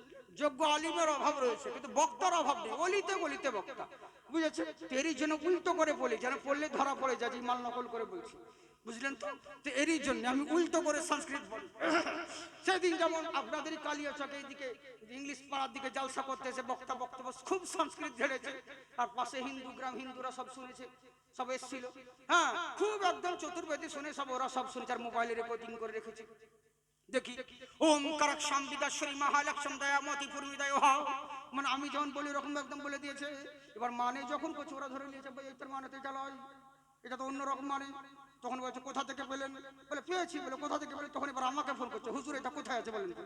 বললাম কেন, বল এবার থাক, এরই লেগে তো আমি উল্টো করে বলি। বুঝলেন? তো এই হচ্ছে ব্যাপার। কত সুন্দর কথা, দেখুন কত সুন্দর কথা বলেছে। যেমন বলছে, শোনো, পৃথিবীর বুকে বহু মহামানব দেখেছো, মহান সৃষ্টি দেখেছো, এমন একজন মহামানব, উনার মতন কেউ হয়নি আর হবে না। উনার আদর্শ সবার চাইতে নিরালা। ওম গুরু মূর্তি ভক্তি পূর্ণম পূজস্বরী। বনে জলে জঙ্গলে যেখানেই যাও না কেন, ভক্তি সহকারে ওই মহান গুরুর যদি নাম জপতে পারো, সব সমস্যার সমাধান হবে। বলে কোন গুরু, কোন মহামানব? বলে এমন মহামানব যিনার সঙ্গে কারো তুলনা হয় না। পূর্মিদম পুণ্য নমঃ পুণ্য মাদায় নমস্তুতে, পুণ্য বাবা শিষ্যাতে। আচ্ছা বলো, আসমানের চন্দ্র আর সূর্য, যদি সূর্য চন্দ্র একদিন যদি ধর্মঘট করে দেয়, পৃথিবীর বুকে যদি চন্দ্র উদয় না হয়, যদি সূর্য না উদয় হয়, পুরো পৃথিবীটা অন্ধকার হয়ে যাবে। আর অন্ধকার হয়ে গেলে পুরো পৃথিবী ধূলিসাৎ হয়ে যাবে। মিনিটের মধ্যে পৃথিবী ক্ষমতা খতম হয়ে যাবে, সব নিস্ত নাবুদ হয়ে যাবে, ঠিক জায়গায় সব থাকবে না, সমস্ত কিছু বিচলিত হয়ে যাবে। আচ্ছা বলো তো দেখি, তাহলে কি দুনিয়া ধূলিসাৎ হয়ে যাবে?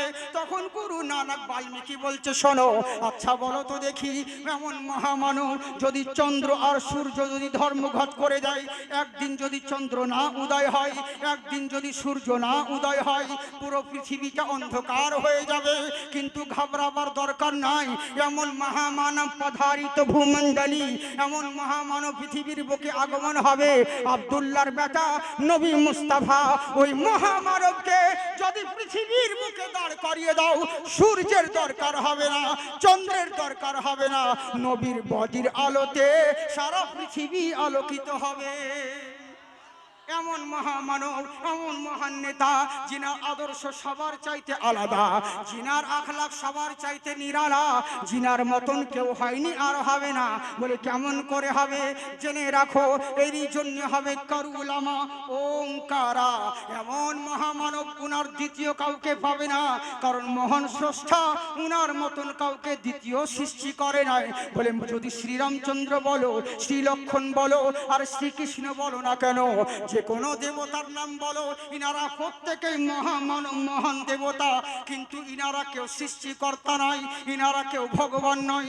ইনারা মহামানব হতে পারে, মহাশ্রেষ্ঠ দেবতা হতে পারে, কিন্তু ইনারা কেউ সৃষ্টিকর্তা নয়।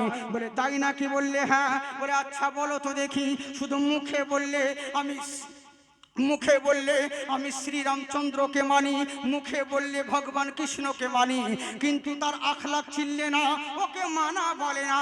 বলে কেমন করে? পৃথিবীর বুকে তাকিয়ে দেখো, যারা তোমরা যাকে তোমরা মানতে আছো তাদের আদর্শ কত সুন্দর বলে। এরই জন্য কোন কবি বলে, বুঝলেন, কত সুন্দর কথা বলে, বহুত পুরাতন, কার লিখা আমি বলতে পারছি না, তবে কালিদাসের লিখা কত সুন্দর কথা বলেছে। হ্যাঁ, যে তোমরা কাকে মানছো দেখো, যে পৃথিবীর বুকে के तकते तकते बूढ़े हो गए धरती और आकाश, जब जब राम ने जन्म लिया तब तब पाया बनवास। बुझलेন? আমরা বলি राम की पूजा की जगने पर राम के अर्थ न जाने, राम की माला जपे है लेकिन राम को ना पहचाने, दिखते दिखते बूढ़े हो गए धरती और आकाश, जब जब राम ने जन्म लिया तब तब पाया बनवास। শুধু তাদেরকে মানলে হবে না, তাদের আখলাক তাদের আদর্শ তোমার মধ্যে থাকতে হবে। তাই বলছে শুনে রাখো, পৃথিবীর বুকে যে কোনো দেবতা বলো না কেন, নবীর সঙ্গে কারো তুলনা হয় না। আজকে যারা সোশ্যাল মিডিয়ায় আমার নবীর ব্যাপারে উল্টো পাল্টা কমেন্ট করে, মুসলমানের বাচ্চা এরা উত্তর দিতে পারে না। এরা তখন মৌলবীদেরকে বলে হুজুর অমুক জনা নবীর ব্যাপারে এই বলছে, কেমন নবী, নবীর সঙ্গে অন্য দেবতার তুলনা করতে আছে। কিন্তু জেনে রাখো, তোমাদের ধর্মগ্রন্থে লেখা রয়েছে ওরে নবীর বেটার সঙ্গে, আব্দুল্লাহর বেটার সঙ্গে, নবী মুস্তাফার সঙ্গে কারো তুলনা করতে পারবে না। এরই জন্যই পারবে না কারণ মহান নবীর মতন কারো উলামা দ্বিতীয় মহান স্রষ্টা সৃষ্টি করেন নাই। আল্লাহ হলেন এক, যার দ্বিতীয় কেউ নেই। আমার নবী হলেন দ্বিতীয়, যার তৃতীয় কেউ নেই। সুবহানাল্লাহ বলে। তাই বলছে শোনো, ওই নবীর মতন কেউ আর হয়নি, আর হবে না। উনার আখলাক সবার চাইতে আলাদা। উনার আদর্শ যদি তোমাদের মধ্যে থাকে, এখানেও লাভবান হবে, পরকালেও লাভবান হবে। তাই সবাই অবাক হয়ে গেল, কি ব্যাপার রে, আমরা ভেবেছিলাম আজকে কতল হয়ে যাব, আজকে আমাদেরকে কতল করে দিবে, আজকে আমাদের স্ত্রীরা বেওয়া হয়ে যাবে, বিধবা হয়ে যাবে। যেহেতু নবীর উপরে আমরা অনেক অত্যাচার করেছি, অনেক জুলুম করেছি, আজ হয়তো আমাদের রেহাই আর হবে না, আজকে হয়তো শেষ হয়ে যেতে হবে। এমন সময় আমার নবী এলান করলেন, শোনো, আজ থেকে তোমরা চিন্তিত হয়ো না, আমি নবী তোমাদেরকে ক্ষমা করে দিলাম। ওরে বদলা নেওয়ার নাম ইসলাম নয়, ক্ষমা করে দেওয়ার নাম হলো ইসলাম। সুবহানাল্লাহ। ক্ষমা করে দেওয়ার নাম হলো ইসলাম। আমরা সেই ইসলামকে মান্য করি, আমরা হচ্ছে মুসলমান। কিন্তু আমরা হলাম এমন মুসলমান, নবীকে শুধু মুখে বলি ভালোবাসি, কিন্তু নবীর জন্য নবী যেগুলো আমাদেরকে করতে বলেছেন আমরা সে সমস্ত জিনিসগুলো করতে রাজি নই। মুসলমান অনেক দিন হয়ে গেলাম, সারা রাত জালসা শুনবো, কিন্তু নামাজের দিকে কোনো ধার ধারবে না। ফজরের টাইমে আজান দিলে চিৎপাটাং হয়ে ঘুমাবো, ও আজানের শব্দ শুনতে পাবে না। নামাজ তো পড়েও না, আজানের শব্দ শোনে না, ও জব জব ওসব কিছু ব্যাপার হয় না। বুঝলেন? আজকে মসজিদ উপলক্ষে আপনাদের সম্মুখে জলসা করা হয়েছে। এই মসজিদ হচ্ছে ইবাদত খানা। ওরে কাল কিয়ামতের ময়দানে জেনে রাখেন, কাউরির দরকার হবে না আপনার গ্রামের জন্য সাক্ষী দেওয়ার লেগে। আপনার গ্রামের একটা মসজিদই যথেষ্ট। আল্লাহ দরবারে সাক্ষী দেওয়ার জন্য একটা মসজিদই যথেষ্ট। বুঝলেন বাবজি? মসজিদকে আমরা সবাই ভালোবাসি, ভালোবাসি না? কারা কারা ভালোবাসেন হাত তুলেন। যারা যারা হাত তুলেন এমন করে 500 না নাকি 5000 টাকা দিবেন। আমি চাইবো না, আমি কালেকশন বক্তা নই, আর আমার জোর জবরদস্তি চাওয়া অভ্যাসও নাই যে বারবার বলবো দেন গো দেন গো, ওরকম বারবার বলবো না, হয়তো 5-6 বার বলবো। বুঝলেন? হ্যাঁ, বারবার বলার প্রয়োজন নেই। আপনাদের ইচ্ছে যদি হয়তো ইনশাল্লাহ দিবেন, জোর করবো না। হ্যাঁ, আজ যদি না থাকে কোনো ব্যাপার নেই, কালকে দিবেন। নাই, একজন আছে 5000 টাকা দিবেন মসজিদের লেগে, ইনশাল্লাহ। আপনারা ভালো মানুষ, আপনারা খুবই ভালো মানুষ সত্যি, আর আমরা ভালোই মানুষ, শুধু জুতো চুরি করি তাই, বাকি আমরা ভালো মানুষ, সবই ভালো। হ্যাঁ, ইনশাল্লাহ। যাকে নাই, আমাদের তো এরকমই হচ্ছে, সব ভালো কিন্তু আসল জায়গায় গন্ডগোল। ছেলে আমার সব ভালো, হুজুর কোনো নেশা ভাঙ করে না, বন্ধু বান্ধবদের সঙ্গে আড্ডা মারে না, জুয়া খেলে না, তাস খেলে না, লুডু খেলে না, ক্যারাম খেলে না, কিছু খেলে না, শুধু বন্ধুদের পাল্লায় পড়ে মাঝে মধ্যে মদটা খায় তাই, বাকি ওসব কোনো কারণ। আমার ছেলে খুব ভালো। বিয়ে করতে গিয়ে গো, বউ দেখতে গিয়ে, মাস্টারের বিয়ে দেখতে গিয়ে কি ঝামেলা। হাইরে হাইরে, বউকে এমন ভাবে সাজিয়ে নিয়ে এসেছে, বউকে জিজ্ঞাসা করা হচ্ছে সব রকম, আই বিয়ে পাস করো, মুখ পাস করো, সব বললো। বলার পরে এবার জিজ্ঞাসা করা হচ্ছে, জাকির ভাই তুমি কিছু বলো। এবার আমি কি বলবো মেয়েকে বলুন? আমি বলছি ভাই আমি কি বলবো ওকে? তোমরা তো যা জিজ্ঞেস করা করে নিলে, আমি আর কি জিজ্ঞেস করবো? বলছে কিছু জিজ্ঞেস করো যখন এসেছো। এবার মেয়েকে জিজ্ঞেস করছে, আচ্ছা বোন তুমি আরবি পড়তে জানো, আরবিক জানো? বলে জানি। তো ও তো জানি বলছে, ওর পাশে বুড়ি ছিল নানি, ও নানি বুড়ি ওরা বা ফিকা বেশি। ও আবার বলছে হুজুর শুধু কোরআন শরীফ দাও, আমার নাতনি 4 বার খতম দিয়ে দিয়েছে, যা দোয়া বলবে সব দোয়া জানে। আমি ওকে দোয়া জিজ্ঞেসই করতাম না, কিন্তু যে নানি বুড়ি বলছে সব দোয়া জানি আমার নাতনি। বাহ, আচ্ছা বোন তুমি দোয়া জানো? বলে আচ্ছা বলো তো ভাত খাওয়া দোয়া কি? বলে আল্লাহুম্মা ইন্নী আউযু বিকা মিনাল খুবসি ওয়াল খাবাইস। বুঝলে? তো সবাই বলছে দেখো কি আছে। মাস্টারকে বলছে মাস্টার হয়েছে? বলে হ্যাঁ হয়েছে। ও শালাও তো জানে না, বুঝলে? ও তো তালকানা, ও তো বলছে জানি না, হ্যাঁ হয়েছে। এই হচ্ছে অবস্থা। ওকে জিজ্ঞাসা করছে ভাত খাওয়ার দোয়া, ও আমাকে বাথরুমে যাওয়ার দোয়া বলছে, টয়লেট যাওয়ার। এই তো হচ্ছে আমাদের অবস্থা। সব ভালো, শুধু আসল জায়গায় আমরা ফেসে যাই, জানি না এটাই হচ্ছে ব্যাপার। সবই ভালো, নামাজটা পড়তে যাই না। হ্যাঁ, এটাই হচ্ছে আমাদের আসল মানে কম। যাজ্ঞে সোনামুখী ভাবছি আমার খোদার ঘর মসজিদের জন্য নাই, একজন যে 5,000 টাকা দিবেন ইনশাল্লাহ আমি আপনাদেরকে বিরক্ত করবো না। নাই 5 জন বলেছি, একজন তো উঠেন কমসে কম, মান সম্মান তো বাঁচানো, তাহলে আজকে করে হবে। হ্যাঁ লিখিয়ে দিবেন। এখন যে আপনাকে দিতে হবে তারা কোরবান নেই। ওরা শুধু টাকা দিব বলে দেওয়া হয় না, কতজনের টাকা দান করতে আসে, 2000 টাকার নোট নিয়ে হোঁচট খেয়ে পড়ে গেছে, টাকা হারিয়ে গেছে।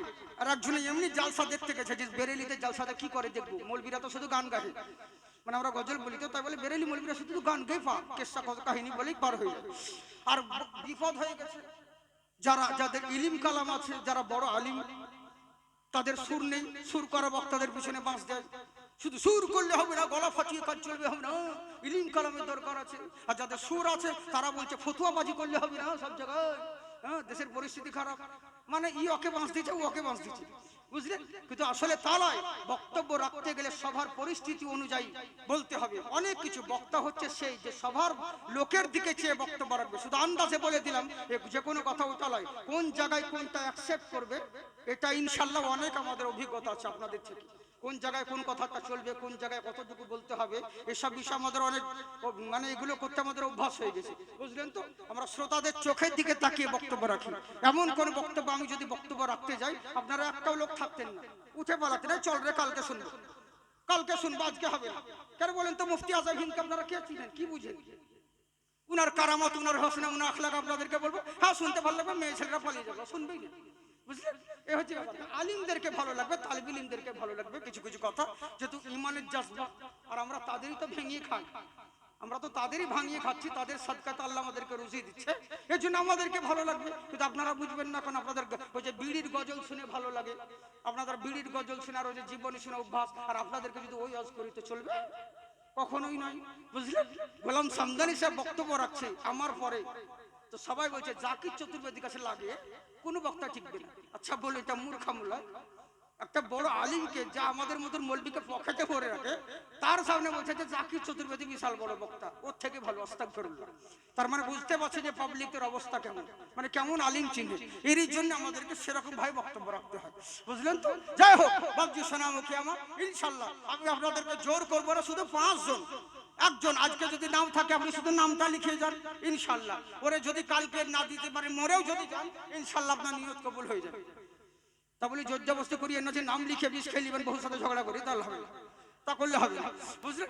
ইনশাল্লাহ না, এখানে কোনো মা বোন বাপ ভাইয়ের আব্বা জানেরা যারা রয়েছেন আপনাদেরকে বলবো, ইনশাল্লাহ আপনারা নামটা লিখিয়ে যাবেন, যে যেটা পারবেন, 5 হোক 2 হোক 3 হোক, জবরদস্তি কোনো কিছু নেই ইনশাল্লাহ। তো কথা হচ্ছে কি, আমি যেটা আপনাদেরকে বলতে যাচ্ছিলাম, তো আমরা হচ্ছে সেই নবীর আখলাক, সেই নবীর মান্যওয়ালা। এবার করলো কি, মসজিদের জন্য যখন কাবার মসজিদ ভিতরে হাজির হলেন, তখন আমার নবী মুস্তাফা সবাইকে সান্ত্বনা দিলেন, তোমরা কেউ চিন্তিত হয়ো না, তোমরা টেনশন করবে না, আমি তোমাদেরকে বদলা নিতে আসিনি, আমি ক্ষমা করে দিতে এসেছি। এবার করলো কি, নবী আমার হযরত আলীকে বললেন, যাও কাবা ঘরের চাবিটা চেয়ে নিয়ে এসো। কাবা ঘরের চাবি কার কাছে আছে মনে আছে আপনাদেরকে? ওই যে বললাম উসমান বিন তালহার কাছে, যে নবীকে ফেরত দিয়ে দিয়েছিলেন চাবি দিব না বলে। আর নবী বলেছিলেন, যদি আমি মক্কার শাসক হয়ে আসি তুমি কি চাবি দিবে না? বলে তোমার মতন ছেলে মক্কার শাসক হবে? ছেঁড়া কথা 6 লাখ টাকা স্বপ্ন দেখছো, মানে এহানত করে তাড়িয়ে দিয়েছিল। এবার দেখুন নবী আমার হযরত আলীকে বলছেন যাও কাবা ঘরে চাবিটা নিয়ে এসো। হযরত আলী আবার গেলেন কাবার চত্বরে খোঁজাখুঁজি করতে লাগলেন, কিন্তু কাবা ঘরের চাবি যার কাছে রয়েছে সবাইকে দেখা যায়, তাকে পাওয়া যাচ্ছে না। কোথায় লুকিয়ে আছে? এখন সময় দেখছে পর্দার আড়ালে এক কন্যারে দাঁড়িয়ে হযরত আলী কারামাল্লাহু ওয়াজহু বলতে আছেন, শোনো কাবা ঘরের চাবিটা দাও, অনেক খোঁজাখুঁজি করলাম তোমাকে, তোমার কাছে কাবা ঘরের চাবি আছে, এসো কাবা ঘরের চাবিটা আমার হাতে দাও। সে কিন্তু নাকচ করতে আছে। হযরত আলী আমার বলছেন, শোনো তোমার মতন তালহাকে জব্দ করার লেগে আমার একটা থাপ্পড় যথেষ্ট, কিন্তু কিছু করব না, কারণ আজকে নবী বলেছেন আজকের দিনে কাউকে কোনোদিন ককরোচ ভাষায় কথা বলবে না, কারোর সঙ্গে জুলুম নির্যাতন করবে না, কারণ ইসলাম ধর্ম বদলা নেওয়ার নাম নয়, ক্ষমা করে দেওয়ার নাম হলো ইসলাম। তোমার উপর জুলুম করব না, ভদ্রভাবে বলছি কাবা ঘরের চাবিটা দাও। চাবিটা নিয়ে এলেন। চাবিটা নিয়ে আসার পরে নবী মুস্তাফা সাল্লাল্লাহু তাআলা আলাইহি ওয়াসাল্লাম করলেন তাকে কাবা ঘরে নামাজ আদায় করলেন। এখনো সময় এবার করলো কি, পরে ফেরত হওয়ার পর এবার সবাই মিলে দাঁড়িয়ে আছে চারিদিকে আশেপাশে। এমন সময় নবী চাচা বলতে আছেন, আচ্ছা ভাইপো বলো তো দেখি তুমি সবাইকে কি ক্ষমা করে দিয়েছো? তো নবী মুস্তাফা আবার বললেন, চাচা তুমি কি বলো, আজকের দিনে তুমি আমার কাছ থেকে কি পেতে চাও?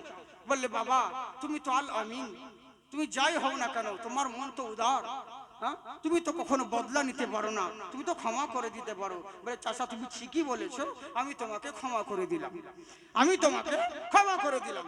এখনো সময় বলছে, বাবা সবাইকে ক্ষমা করে দিয়েছো? বলে, হ্যাঁ। অনেক কথা সংক্ষিপ্তে বলি। ওয়াহাশির সামনে দাঁড়িয়ে রয়েছে। নবীকে আমার বললেন, ওয়াহাশির কি খবর? নবী মুস্তাফা আমার যেমন ওয়াহাশিকে দেখা সঙ্গে সঙ্গে চোখ দিয়ে পানি ঝরতে আরম্ভ করলো, অশ্রু বইতে লাগলো। কেন?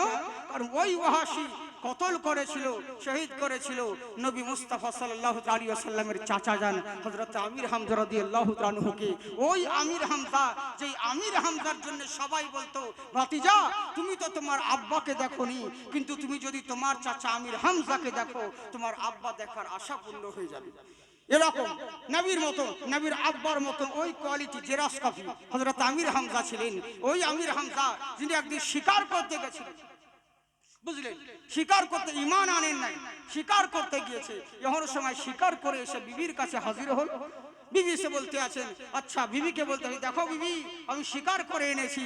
তখন বিবি বলছে, বাহ ওই শুধু জঙ্গলের পশুদের উপরেই মর্দানি দেখাও, আসল জায়গায় তোমার ক্ষমতা নেই। বলে, এরকম কথা কেন বলছো?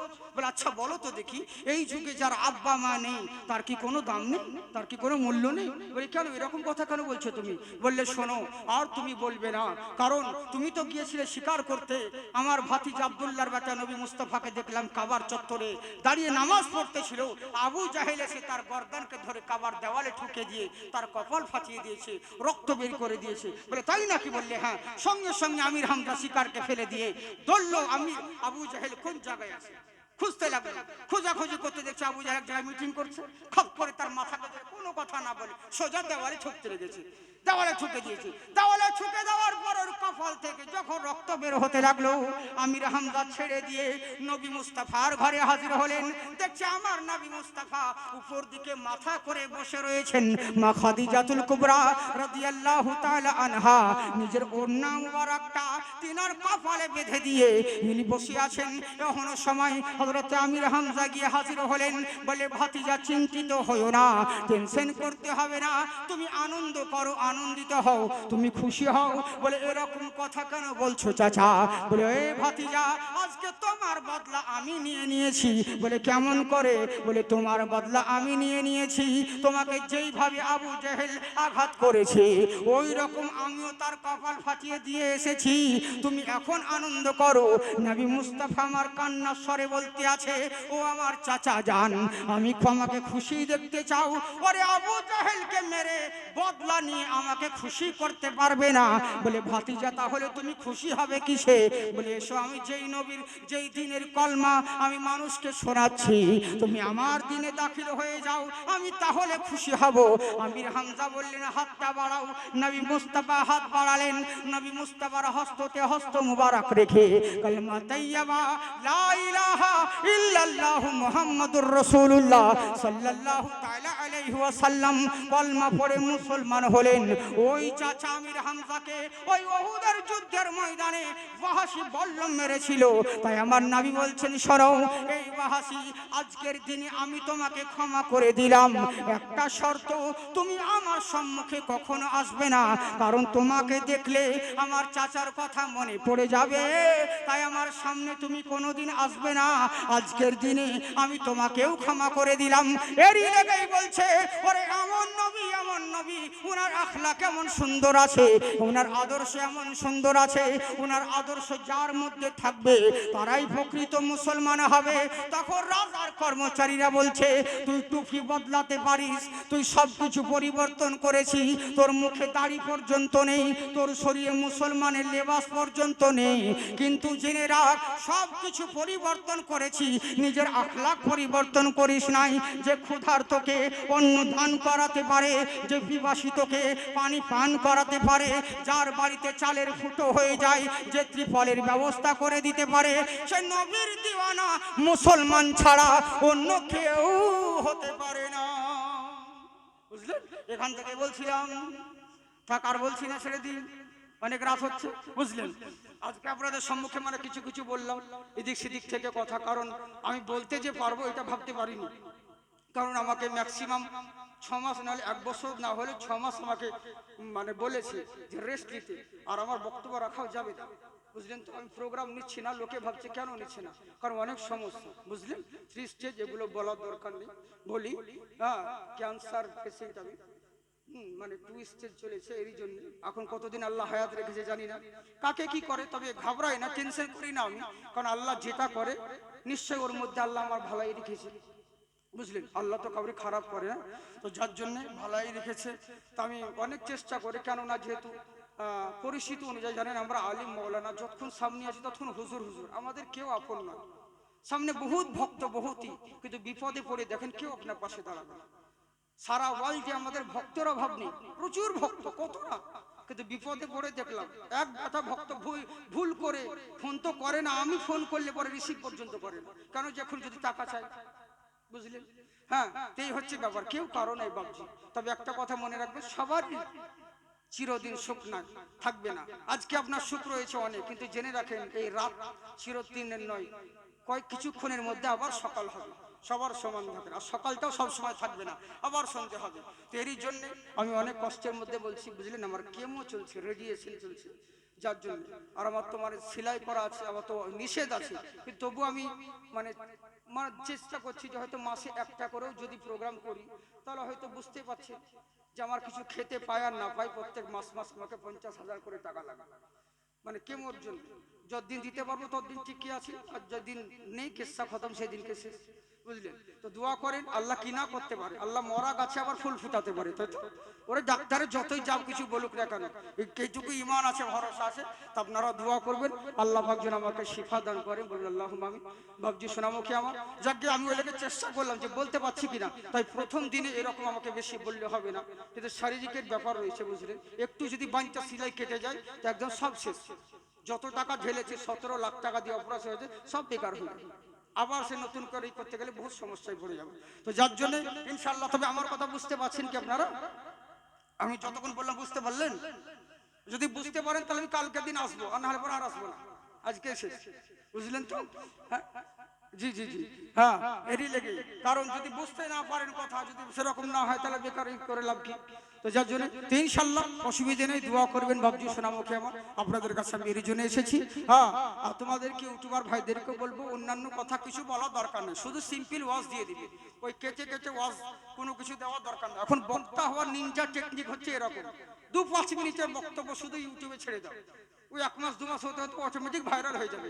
1 ঘন্টার বক্তব্য দিতে নিষেধ করে বক্তারা, 1 ঘন্টা 1.5 ঘন্টা দিও না, কেননা 1 ঘন্টা 1.5 ঘন্টা দিলে লোকে জেনে যাবে তুমি মিজান পাস মৌলবি।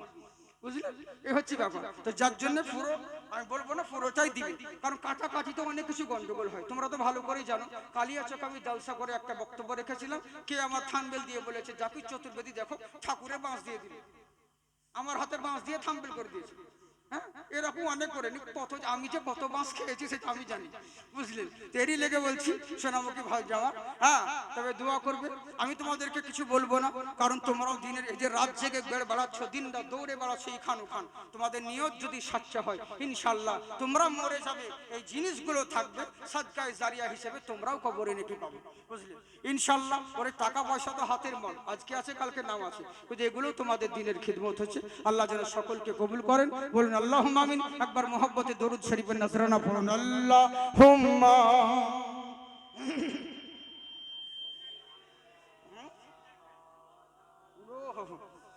মুহাম্মদ ওয়া আলা আলিহি